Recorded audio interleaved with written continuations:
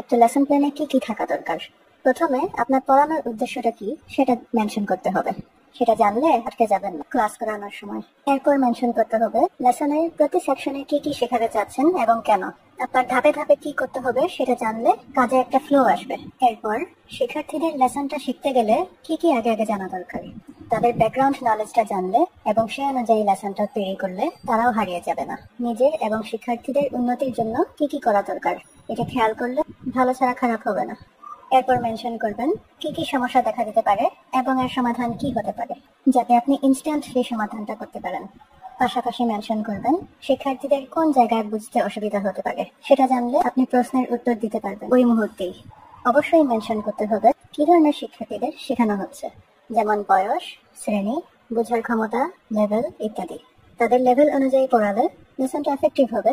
কিভাবে ইন্টারাকশন হবে সেটাও মেনশন করতে পারেন, যেমন কোন কোন কাজে টিচার স্টুডেন্টদের সাথে বা স্টুডেন্ট স্টুডেন্টদের সাথে, স্টুডেন্ট টিচারের সাথে, ইন্ডিভিজুয়াল ওয়ার্ক নাকি পেয়ার ওয়ার্ক নাকি টিম ওয়ার্ক ইত্যাদি। এগুলো মেনশন করলে ভালো। তাহলে আপনাকে একা পুরো সময়টাতে কথা বলে যেতে হবে না। লেসনটা কিভাবে ব্রেকডাউন করছেন এবং এর স্ট্রাকচারটা কিরকম সেটা সম্পর্কে ধারণা দিবেন। প্রতিটি স্টেজে যা যা করবেন তার ডিটেলস এবং স্টেপস কি কি সেটা মেনশন করবেন। এতে হবে কি, অনেকদিন পর লেসন প্ল্যানটা দেখলে আপনার কনফিউশন আসবে না। যে লেসনটি পড়াচ্ছেন সেটা পড়ানোর জন্য কি কি ম্যাটেরিয়ালস বা টুলস ব্যবহার করতে হবে সেগুলো মেনশন করবেন। এগুলো মেনশন করলে আগে থেকেই সেই ম্যাটেরিয়ালস গুলো নিয়ে প্রিপেয়ার্ড থাকা যায়। কোন সেকশন কত সময় নেবে তার আনুমানিক ধারণা মেনশন করবেন, যেটা আপনার ক্লাস টাইম টেবিল ফিট করে। আপনার ক্লাস টাইম কতটুকু সেটাও মেনশন অবশ্যই করতে হবে। এতে করে হবে কি, টোটাল ক্লাস টাইমটা এফেক্টিভলি রান হবে। বিভিন্ন ধরনের অ্যাক্টিভিটি রাখবেন, যেমন listening, reading, writing, speaking. Topic যাই হোক না কেন, এতে একঘেয়েমিও দূর হবে এবং ছাত্ররাও বিভিন্নভাবে লেসনটা তাদের মাথায় রাখবে।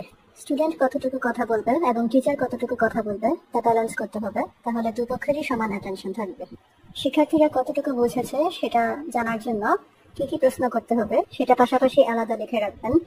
সেটা জানতে পারলে তাদেরকে লেসন সম্পর্কে ক্লিয়ার করে ক্লাসটা এন্ড করতে পারবেন।